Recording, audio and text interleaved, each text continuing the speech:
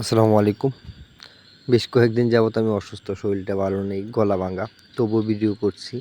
যে বিষয়টা জানতে চেয়ে সবচেয়ে বেশি সংখ্যক নতুন খামারিরা আমাকে ফোন দেয়, ব্ল্যাক সোলজার ফ্লাইয়ের ডিম হ্যাচিং পদ্ধতি, সেটা সম্পর্কে আজকে আপনাদের পূর্ণাঙ্গ ধারণা দেওয়ার চেষ্টা করব অল্প সময়ের মধ্যে। আপনারা যে লাভ কেজ দেখতে পাচ্ছেন আমাদের, এই লাভ কেজের ভিতরে যে কার্ডগুলোতে আমরা ডিম দেওয়ার ব্যবস্থা করি, যে কার্ডগুলো আমরা ডিম দেওয়ার জন্য সাধারণত লাভ কেজের ভিতরে দিই, সেই কার্ডগুলোকে প্রথমত আপনার লাভ কেজ থেকে বাইরে বের করে আনতে হবে। তারপর কার্ডগুলো থেকে ডিম ছাড়িয়ে নিতে হবে। দেখতে পাচ্ছেন এক্ষেত্রে আমরা ছুরি ব্যবহার করছি, আপনিও ছুরি ব্যবহার করে এইভাবে কার্ডগুলো থেকে প্রথমত ডিমগুলো ছাড়িয়ে নেবেন।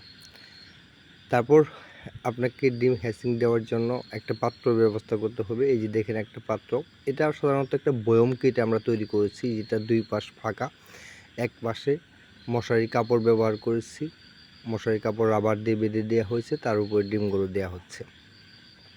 আপনাদের আরও একটু দেখাই। এই যে দেখতে পাচ্ছেন একটা চকলেটের বয়ম কেটে আমরা পাত্রটা তৈরি করেছি। দেখতে পাচ্ছেন দুপাশে ফাঁকা ছিল, এক পাশে মশারি কাপড় দিয়ে বেঁধে দিয়ে দেওয়া হয়েছে। এই মশারি কাপড়ের উপরে ডিমগুলো দিয়ে দেওয়া হয়, যেটা আগে দেখলেন। এরপর আপনার কাজ হচ্ছে খাদ্য প্রস্তুত করা। এই ক্ষেত্রে আমরা মুরগির ফিড ব্যবহার করছি। মুরগির ফিডগুলোকে পানি দিয়ে গুলে নেওয়া হচ্ছে। মুরগির ফিড অন্যান্য খাবারের চাইতে বেশি মোলায়েম হয়। মুরগির ফিডগুলোকে এভাবে পানি দিয়ে গুলে একদম মোলায়েম করে, একটু পানি, যত সামান্য পানি বেশি রাখবেন, যেন পরবর্তী সময়ে খাদ্যগুলো পানি শুষে নেওয়ার পরও মোলায়েম থাকে। এরপর আপনার কাজ হচ্ছে যেটাতে ডিমগুলো রেখেছিলেন যে পাত্রে, ওইটা এনে এই খাবারের উপর বসিয়ে দেয়া। এই দেখতে পাচ্ছেন আমরা ওই পাত্রটা যেটার উপর ডিম দেওয়া হয়েছিল সেটা এনে খাবারের উপর বসিয়ে দিচ্ছি।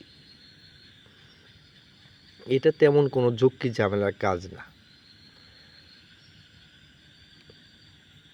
এভাবে বসিয়ে দেওয়ার পরে আপনি এই গামলাটা, যে গামলার উপরে আপনি হ্যাচিং দিলেন, ডিমগুলো আছে, এটাকে একটা কাপড় দিয়ে সুন্দর করে ঢেকে দেবেন। হয়ে গেল আপনার ডিম হ্যাচিং দেয়া। এটা আসলে তেমন ঝক্কি ঝামেলা কিছু না। ডিম হ্যাচিং পরবর্তী সময়ে যে ক্ষুদে লার্ভাগুলো বের হবে, এই যে দেখতে পাচ্ছেন যে ক্ষুদে লার্ভাগুলো, এই লার্ভাগুলোকে আপনি চাইলে গামলা চাষ করতে পারবেন, চাইলে এখান থেকে নিয়ে গিয়ে হাউজে ডালতে পারবেন।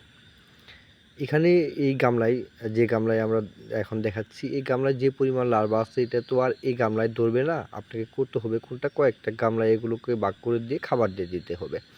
আর যদি হাউস থাকে তাহলে আপনি হাউজে ঢেলে দিতে পারবেন। হ্যাচিং পরবর্তী সময়ে এই ক্ষুদে লার্ভাগুলো, এই যে এইভাবে লার্ভাগুলো থাকবে, এই দেখতে পাচ্ছেন হ্যাচিংয়ের পাত্রে এরকম হবে। যদি আপনার পাত্রটা স্যাঁতসেঁতে থাকে তাহলে এতটা জ্বর আপনি পাবেন না। আর যদি একটু শুকনো থাকে তাহলে এরকম দেখতে পাবেন।